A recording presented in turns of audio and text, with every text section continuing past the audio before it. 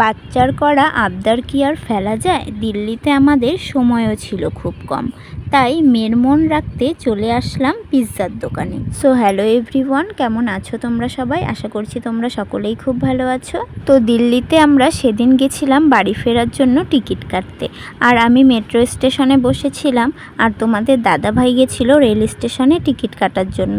তারপর ticket confirm হয়ে গিয়েছিল, তাই পরের দিনই আমাদের বেরিয়ে পড়তে হবে বাড়ি ফেরার জন্য। তাই রুমে যাওয়ার সময় রাস্তায় পিৎজার দোকানগুলো দেখে মেয়ের আবদারের কথা মনে পড়ে গিয়েছিল, সেই কারণে চড়ে আসলাম পিৎজা নেওয়ার জন্য। আর এই দোকানগুলো রাস্তার ধারের হলেও কিন্তু সামনেই পিৎজাগুলো তৈরি করে দেয় খুব সুন্দরভাবে।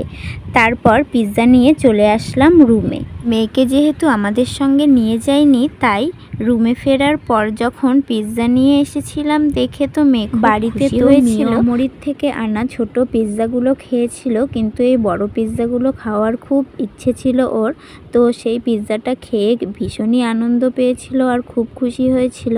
তো আমরাও পিৎজাটা খেয়েছিলাম, তো বেশ ভালো বানিয়েছিল। তো তোমাদের কার কার পিৎজা খেতে ভালো লাগে অবশ্যই কমেন্ট করে জানিও। আর আজকের ভিডিওটি তোমাদের কেমন লেগেছে এটাও জানাতে ভুলো না। তো আমার ভিডিওগুলো যদি তোমাদের ভালো লেগে থাকে অবশ্যই লাইক কমেন্ট শেয়ার করে আমার পাশে থেকো। আজ এ পর্যন্তই, দেখা হবে আবার অন্য কোনো ভিডিওতে। তো এখনকার মতন টাটা।